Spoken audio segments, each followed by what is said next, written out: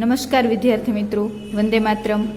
ધોરણ 12 કોમર્સ, વિષય વાણિજ્ય વ્યવસ્થા અને સંચાલન રિવિઝનના વિડીયો લેક્ચરમાં આપણે લાસ્ટ લેક્ચર સુધીમાં ગાલા અસાઇનમેન્ટનું પ્રશ્નપત્ર 4 સુધી આપણે રિવિઝન કરેલું. એના પછી આ વિડીયો લેક્ચરમાં આપણે ગાલા અસાઇનમેન્ટનું પ્રશ્નપત્ર 5 શરૂ કરવાનું છે. તો ગાલા અસાઇનમેન્ટ પ્રશ્નપત્ર 5 એમાં પહેલા છે વિભાગ એ. તો એમાં પહેલો ક્વેશ્ચન છે, પહેલા ચેપ્ટરનો પ્રશ્ન છે કે તળ સપાટીને બીજા કયા નામે ઓળખવામાં આવે છે? તો એમાં જવાબ આવશે કાર્યકારી સપાટી. લ્યુથર ગ્યુલિકે સંચાલનના કેટલા કાર્યો દર્શાવ્યા છે? તો આ પણ પહેલા ચેપ્ટરનો પ્રશ્ન છે. એમાં જવાબ આવશે 7.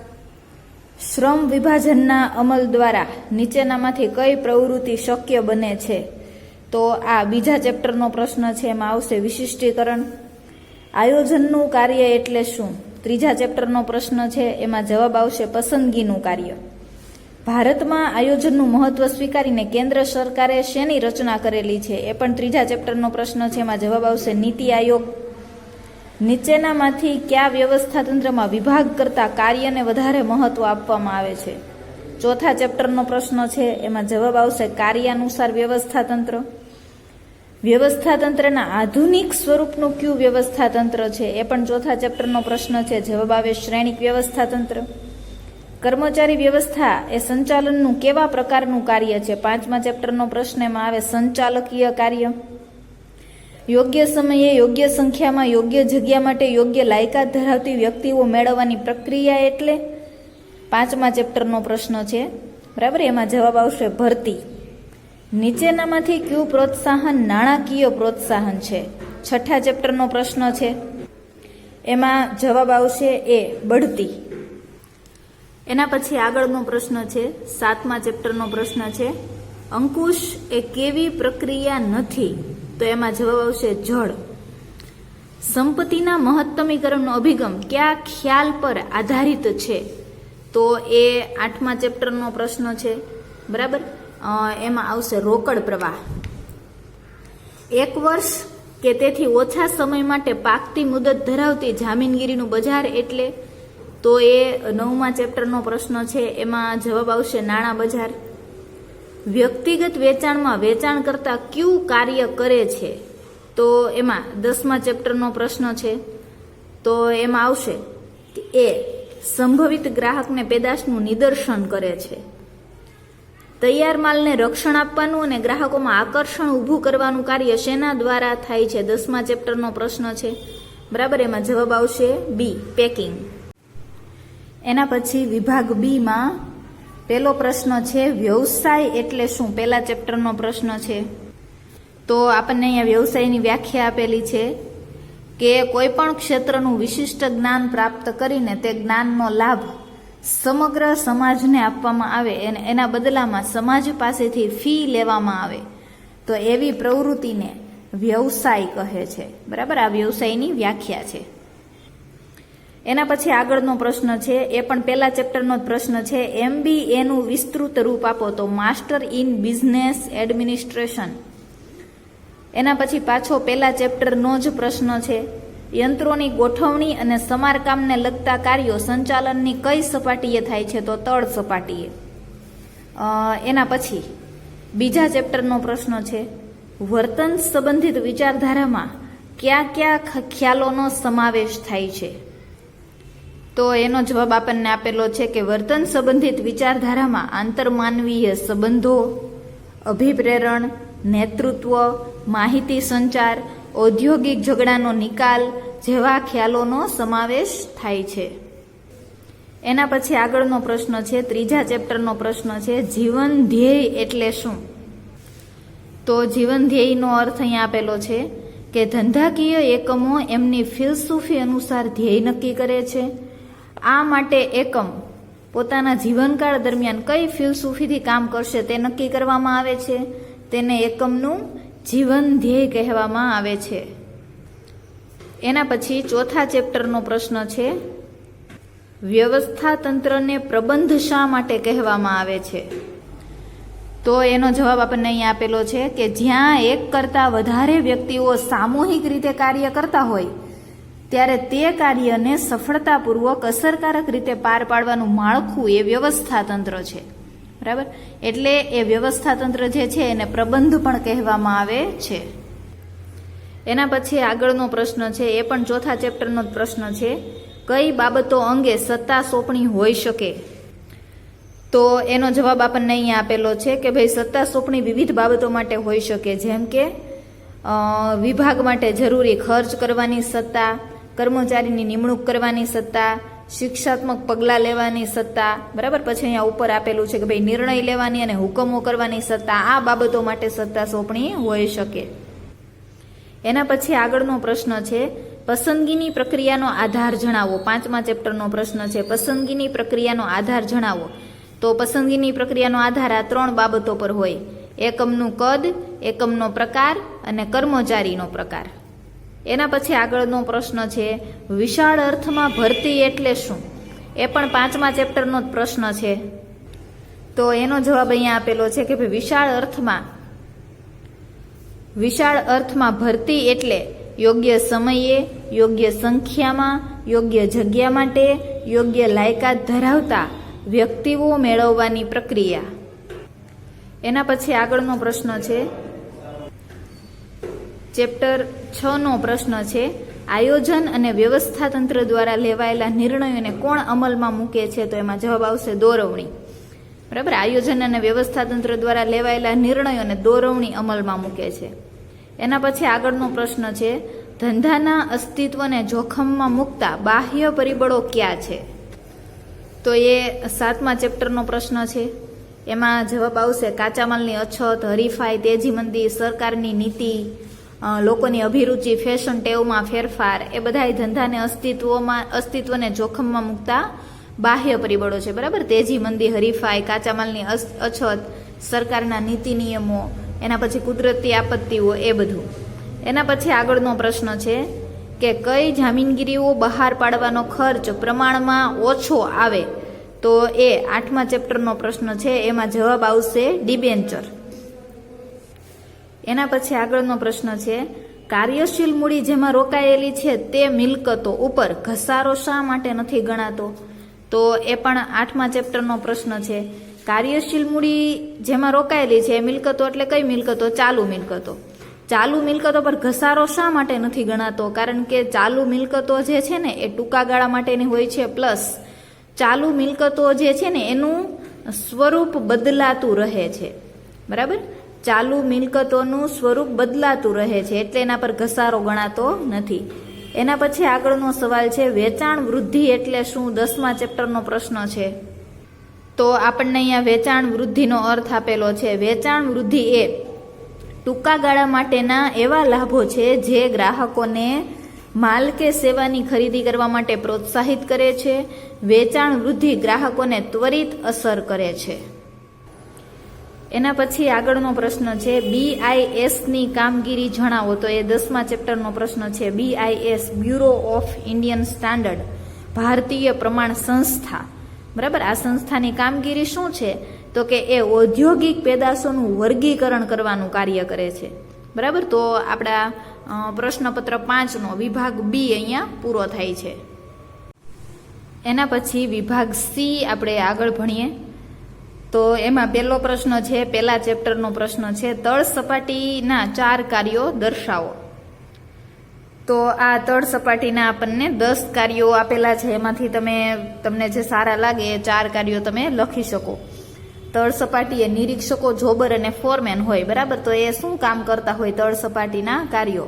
તો કામદારોના કાર્યોનું નિરીક્ષણ કરવું, કામદારોમાં શિસ્ત અને જુસ્સો વધે એવા પ્રયત્નો કરવા, પોતાના વિભાગના રોજિંદા કાર્યોનું આયોજન કરવું, કર્મચારીને લગતા કાર્યો કરવા, દાખલા તરીકે બઢતી, બદલી, તાલીમ, બરાબર. તો આ 4 કાર્યો ભણ્યા આપણે તળ સપાટીના. એના પછીના પણ જે કાર્યો તમને સારા લાગે કે ભાઈ કર્મચારીના વ્યાજબી પ્રશ્નોનો ઉકેલ લાવવો, કર્મચારીને કાચો માલ, સાધન સામગ્રી પૂરા પાડવા, યંત્રોની ગોઠવણી, યંત્રોનું સમારકામના કાર્યો કરવા. તો જે સારા લાગે તમે 4 કાર્યો 2 માર્ક્સમાં લખી શકો. એના પછી પાછો પહેલા ચેપ્ટરનો જ પ્રશ્ન છે, બરાબર. કે સંચાલન એ માનવીય પ્રવૃત્તિ છે, બરાબર. વિધાન પૂછાણું છે 2 માર્ક્સમાં. તો એનો જવાબ આપણને આપેલો છે કે ભાઈ સંચાલન એ આમ તો સર્વવ્યાપી છે, એટલે સંચાલન આમ તો બધે હોય, પણ છતાંય જ્યાં જ્યાં માનવ જાતને લગતી પ્રવૃત્તિઓ થાય છે ને, બરાબર, ત્યાં જ સંચાલન જોવા મળે છે. સંચાલનમાં માનવીનું સ્થાન મહત્વનું છે. માનવી વિના ઉત્પાદનના અન્ય સાધનો નિરર્થક છે. આપણી કંપનીમાં ભલે ને સારા સારા કમ્પ્યુટર હોય, યંત્રો હોય, પણ માણસ વગર તો એ યંત્રો પણ કામમાં નહીં આવે. સંચાલન માનવી માટે થાય છે અને માનવી દ્વારા થાય છે. સંચાલનમાં માનવી કેન્દ્ર સ્થાને છે. સંચાલન માણસ માટે, માણસ દ્વારા થાય છે, એટલે એમ કહેવાય કે સંચાલન એ માનવીય પ્રવૃત્તિ છે. એના પછી આગળનો ક્વેશ્ચન છે, એ પણ પહેલા ચેપ્ટરનો જ છે. સંચાલન એ કળા છે, સમજાવો. તો કળા એટલે આપણે, બરાબર, સંચાલન એક કળા છે. વિધાન સમજીએ. સૌથી પહેલા તો કળા એટલે શું? તો કે કાર્ય કરવામાં વ્યક્તિનું નૈપુણ્ય કે કૌશલ્ય, એટલે કામ કરવાની જે કુશળતા છે ને એને કળા કહેવાય, બરાબર. કાર્ય કરવામાં વ્યક્તિનું નૈપુણ્ય કે કૌશલ્ય. આ કૌશલ્ય આપણી પાસે હોય કોઈ પણ કામ કરવાનું, તો એ કૌશલ્યનો ઉપયોગ કરવા માટે એ કાર્યનું સૈદ્ધાંતિક જ્ઞાન પણ હોવું જરૂરી છે. તો જે રીતે કળામાં સિદ્ધાંતોનું જ્ઞાન જરૂરી છે, એમ સંચાલનમાં પણ સિદ્ધાંતોનું જ્ઞાન જરૂરી છે. પણ એ ખાલી સિદ્ધાંતોનું જ્ઞાન હોય તો એ સિદ્ધાંતોનો ઉપયોગ કરવા માટે તો આપણી પાસે બુદ્ધિ, આવડત, કુનેહ, ચાતુર્ય હોવા જોઈએ. માત્ર સિદ્ધાંતોનું પુસ્તકીય જ્ઞાન પૂરતું નથી. જ્ઞાનનો ઉપયોગ કરવા માટે ટેકનિકલ કળાની પણ જરૂર પડે, બરાબર. અને જો કળામાં જે વસ્તુ છે કે ભાઈ કળામાં સિદ્ધાંતો હોવા જોઈએ, સિદ્ધાંતોનું જ્ઞાન હોવું જોઈએ, પ્લસ સિદ્ધાંતોનો ઉપયોગ કરવા માટે કુનેહ, બુદ્ધિ જોઈએ, એવી જ રીતે સંચાલનમાં પણ એ સેમ વસ્તુ છે. એટલે આપણે એવું કહી શકાય કે ભાઈ સંચાલન એક કળા છે. એના પછી આગળનો પ્રશ્ન છે, વૈજ્ઞાનિક સંચાલનની કઈ મુખ્ય બાબતો જોવા મળે છે? બીજા ચેપ્ટરનો પ્રશ્ન છે, વૈજ્ઞાનિક સંચાલનમાં જોવા મળતી બાબતો. તો આ એનો જવાબ આપેલો છે કે ભાઈ વૈજ્ઞાનિક સંચાલનમાં આ 3 બાબતો જોવા મળે છે. દરેક કામદારને તેની બુદ્ધિ અને શક્તિ અનુસાર કાર્યની સોંપણી કરવી, કક્ષા અનુસાર મહત્તમ કામ કરવા માટે દરેક કામદારને સૂચના આપવી, ઝડપથી કામ કરનાર કામદારને એની કક્ષાના વેતન કરતાં 30%થી 100%ના દરે વધારે વેતન આપવું. એના પછી આગળનો પ્રશ્ન છે, આયોજનથી જડતા વધે છે. ત્રીજા ચેપ્ટરનો પ્રશ્ન છે. તો એનો જવાબ અહીંયા આપણને આપેલો છે કે આયોજન એ જડતા પ્રેરે છે. આયોજન એ એક કાર્યક્રમ છે, બરાબર. મતલબ કે કયા કયા કાર્યો કરવા છે એ બધું આમાં નક્કી કરેલું છે, અને એ આખો કાર્યક્રમ ભવિષ્ય માટે છે. આયોજનના અમલ દરમિયાન ક્યારેક વિપરીત પરિસ્થિતિઓ, આપણે ધાર્યું ન હોય એવું પણ સિચ્યુએશન આવીને ઊભી રહી જાય તો આપણે આયોજનમાં ફેરફાર કરવો પડે, બરાબર. પરિસ્થિતિમાં તો આપણે કોઈ ફેરફાર કરી શકતા નથી, પણ આપણે આયોજનમાં ફેરફાર કરવો પડે. જે આખું આયોજન બનાવ્યું છે એને બદલાવવું પડે. પણ અધિકારીઓ છે ને આયોજનમાં ફેરફાર કરવાનું જોખમ નથી લેતા અને ફરજિયાત આયોજનને વળગી રહે છે, એટલે આયોજન પ્રમાણે જ કામ કરે છે. એટલે એવું કહી શકાય કે આયોજન એ જડતા પ્રેરે છે. એના પછી આગળનો પ્રશ્ન છે કે સંચાલનના કાર્યોમાં આયોજન પ્રથમ સ્થાન ધરાવે છે. શા માટે? એ પણ ત્રીજા ચેપ્ટરનો પ્રશ્ન છે. તો આયોજન એ સંચાલનનું સર્વપ્રથમ કાર્ય છે. સંચાલનની શરૂઆત જ આયોજનથી થાય છે, બરાબર. સંચાલનના ઘણા બધા કામ છે, પણ પહેલા સંચાલનની શરૂઆત આયોજનથી થાય છે, અને એ પછી એકવાર આયોજન થઈ જાય પછી અન્ય કાર્યો થાય છે, જેવા કે વ્યવસ્થા તંત્ર, કર્મચારી વ્યવસ્થા, દોરવણી, અંકુશ, આ બધા કાર્યો પછી થાય છે. પહેલા આયોજન થાય છે, એટલે એવું કહેવાય કે આયોજન એ સંચાલનનું પ્રથમ કાર્ય છે. એના પછી ચોથા ચેપ્ટરનો પ્રશ્ન છે, સત્તા અને જવાબદારીનું વિભાજન એ વ્યવસ્થા તંત્રનો પાયો છે, સમજાવો. તો અહીંયા આપણને આપેલું છે કે ભાઈ આમ તો વ્યવસ્થા તંત્ર એટલે શું થાય? તો કે એકમમાં કામ કરતા જે વ્યક્તિઓ છે એની વચ્ચે સત્તા અને જવાબદારીની સોંપણી કરતું માળખું, બરાબર. વ્યવસ્થા તંત્રમાં બધા જ વ્યક્તિને સત્તા અને જવાબદારી સોંપવાની હોય છે, એને તો વ્યવસ્થા તંત્ર બને એવું કહેવાય. ધંધાકીય એકમમાં કામ કરતી જે જુદી જુદી વ્યક્તિઓ છે એને એના કૌશલ્ય અને લાયકાત અનુસાર પહેલા અલગ અલગ કાર્ય સોંપવાના છે. આપણા એકમમાં જેટલા પણ માણસો કામ કરે છે એની લાયકાત, કુશળતા, એના જ્ઞાન અનુસાર એને અલગ અલગ કામ સોંપવાના. પછી એ કાર્ય વિશે એને સત્તા પણ આપવી જોઈએ, બરાબર. એ કાર્ય વિશે નાના મોટા નિર્ણયો લેવાની સત્તા પણ આપવી જોઈએ, અને એ પ્રવૃત્તિઓ વ્યવસ્થિત રીતે પૂરી કરે, સમયસર પૂરી કરે, એના માટેની એને જવાબદારી પણ આપવી જોઈએ. તો દરેક વ્યક્તિને સત્તા અને જવાબદારી સોંપી દઈએ અને એનું જે માળખું બને એને વ્યવસ્થા તંત્ર કહેવાય. એટલે એવું કહી શકાય કે સત્તા અને જવાબદારીની સોંપણી એ વ્યવસ્થા તંત્રનો પાયો છે. સત્તા અને જવાબદારીની સોંપણી થાય પછી જ વ્યવસ્થા તંત્ર બન્યું એમ કહેવાય. એના પછીનો પ્રશ્ન છે, વ્યવસ્થા તંત્ર એ એકમનું શરીર છે અને આયોજન એને તેનો પ્રાણ છે. એ પણ ચોથા ચેપ્ટરનો જ પ્રશ્ન છે. તો એનો જવાબ છે તમને અહીંયા આપેલો છે કે ભાઈ આયોજન દ્વારા એકમનો ધ્યેય નક્કી કરવામાં આવે છે, બરાબર. પણ સંચાલનની સફળતાનો આધાર માત્ર આયોજન પર નથી. આયોજનનો અમલ થાય ને એ તો સંચાલન સફળ થાય. અને આયોજનના અમલ માટે, ધ્યેય સિદ્ધ કરવા માટે વહીવટી માળખું બનાવવું પડે, એને વ્યવસ્થા તંત્ર કહેવાય.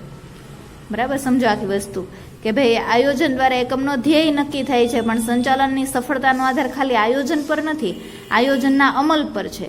અને આયોજનના અમલ માટે જે માળખું બનાવવામાં આવે ને એને વ્યવસ્થા તંત્ર કહેવાય.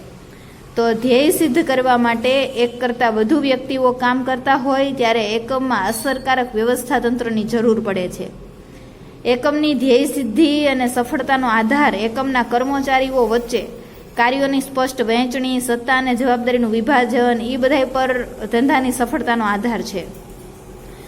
તો સંચાલનમાં, આયોજનમાં ધ્યેય નક્કી કરવામાં આવે છે અને ધ્યેયને સિદ્ધ કરવા માટે વ્યવસ્થા તંત્રનું માળખું બનાવવામાં આવે છે. એટલે એવું કહેવાય કે ભાઈ આયોજન એ ધંધાનો પ્રાણ છે અને વ્યવસ્થા તંત્ર એ એકમનું શું છે? શરીર છે. એના પછીનો પ્રશ્ન છે, સત્તા સોંપણીના કારણે કર્મચારીના જુસ્સામાં વધારો થાય છે. એ પણ ચોથા ચેપ્ટરનો જ પ્રશ્ન છે. તો આ જે મુદ્દો છે એમાંથી આપણે આપણા પ્રશ્નનો જવાબ શોધી શકીએ કે ભાઈ સત્તા સોંપણીના કારણે કર્મચારીના જુસ્સામાં વધારો થાય છે. આપણે સત્તા સોંપણી કરીએ એટલે કર્મચારીઓની પ્રતિભા, એના ગુણો વિકસે છે. એને મનોવૈજ્ઞાનિક ફાયદા, માનસિક ફાયદા પણ મળે છે. જ્યારે અધિકારી છે ને એ કર્મચારીને કાર્યની સોંપણી કરે, બરાબર, ત્યારે એ કામ તો કરવાનો જ છે કર્મચારી, પણ આપણે એને કાર્ય વિશેની સત્તા પણ આપી છે, નિર્ણય લેવાની સત્તા આપી છે, આ તે, બરાબર. તો ભાઈ કાર્ય સફળ થશે તો એ કર્મચારીને નિર્ણય લેવાની સત્તા આપી હતી, કર્મચારીએ જાતે નિર્ણય લીધો હતો એટલે એ કામ સફળ થયું. તો કર્મચારીના આત્મસન્માન, એના સેલ્ફ રિસ્પેક્ટમાં, એના સેલ્ફ કોન્ફિડન્સમાં, આત્મવિશ્વાસમાં વધારો થાય, બરાબર. અને એને હજુ સારું કામ કરવાનો જુસ્સો વધે, ઉત્સાહ વધે અને કર્મચારીને કામ કરવાની પ્રેરણા મળે. એના પછી આગળનો પ્રશ્ન છે, ભરતી અને પસંદગી વચ્ચેનો ભેદ સ્પષ્ટ કરો, બરાબર. ગમે તે બે મુદ્દા, એ પણ 5મા ચેપ્ટરનો પ્રશ્ન છે. તો આપણને ટેક્સ્ટ બુકમાં તો ભરતી અને પસંદગીનો તફાવત નથી આપેલો, પણ એ આપણે બનાવવો પડે. તો સૌથી પહેલાં અર્થ છે, આપણે અહીંયા વ્યાખ્યા બંનેની લખી નાખવાની. ભરતી એટલે શું થાય કે ભાઈ યોગ્ય સંખ્યામાં, યોગ્ય જગ્યા માટે યોગ્ય લાયકાત ધરાવતા, યોગ્ય સ્થાને, બરાબર, યોગ્ય સમયે, યોગ્ય સંખ્યામાં યોગ્ય લાયકાત ધરાવતા વ્યક્તિઓ મેળવવાની પ્રક્રિયા એટલે ભરતી. અને પસંદગી એટલે શું થાય કે આવેલી અરજીઓની ચકાસણી કરી એમાંથી યોગ્ય ઉમેદવારની નિમણૂક કરવી, એને પસંદગી કહેવાય. ક્રમ, ભરતી એ કર્મચારી વ્યવસ્થાનું પ્રથમ કાર્ય છે અને પસંદગી એ કર્મચારી વ્યવસ્થાનું બીજું કાર્ય છે. અને હજી પણ તમે લખી શકો કે ભાઈ ભરતીમાં વ્યક્તિઓની સંખ્યા વધારે હોય, પછી એમાંથી પસંદગી કરીએ એટલે અમુક વ્યક્તિઓને આપણે રિજેક્ટ કરી દઈએ, એટલે પસંદગીમાં વ્યક્તિઓની સંખ્યા કેવી થઈ જાય? ઓછી થઈ જાય. એના પછી આગળનો પ્રશ્ન છે કે કર્મચારી વ્યવસ્થા એ માત્ર કર્મચારી કલ્યાણની પ્રવૃત્તિ નથી. તો આ 5મા ચેપ્ટરનો પ્રશ્ન છે.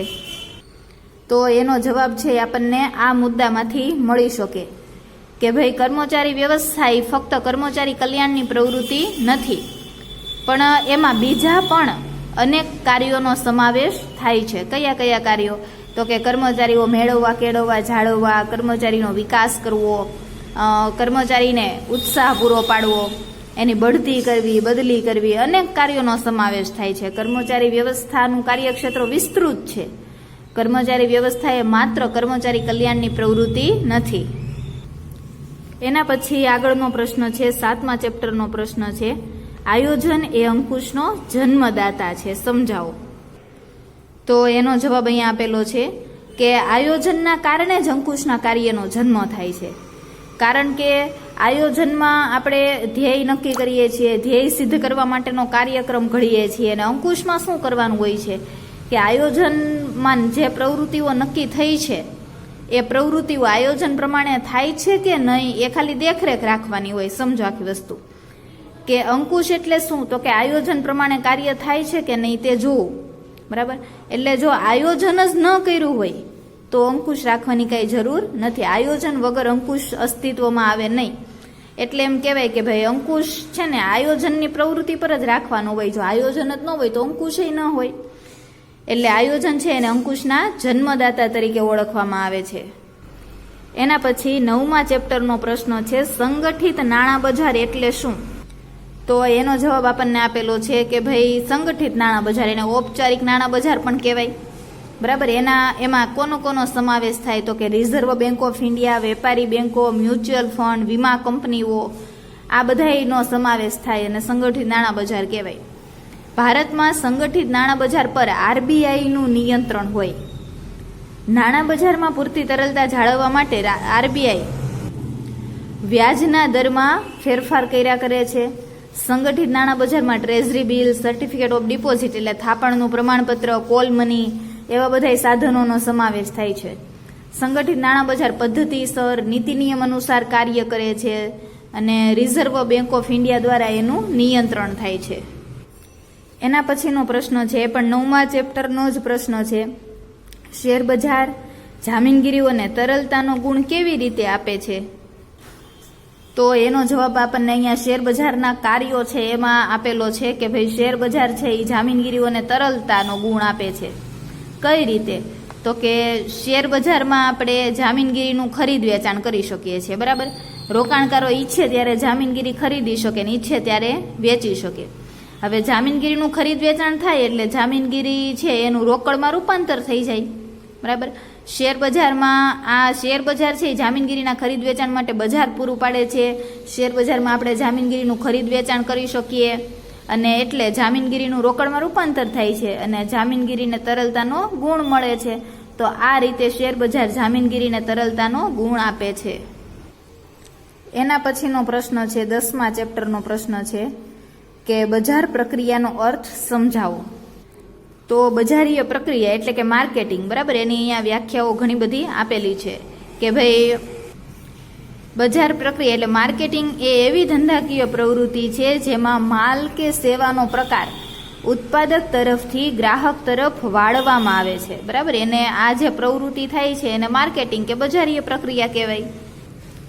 એના પછી આગળનો પ્રશ્ન છે એ પણ 10મા ચેપ્ટરનો છે વેચાણ વિભાવના સમજાવો. તો વેચાણ વિભાવના જે છે એને વેચાણલક્ષી ખ્યાલ તરીકે પણ ઓળખવામાં આવે છે. એમાં વેચાણની પ્રક્રિયા પર ભાર મૂકવામાં આવે છે. ગ્રાહકોને આકર્ષવા, પેદાશ ખરીદવાનો સીધો કે આડકતરો અનુરોધ એટલે આગ્રહ કરવામાં આવે છે. એકમો આક્રમક વેચાણ એટલે જલ્દી વેચાણ થઈ જાય એવી કંઈક પદ્ધતિઓ અપનાવે છે.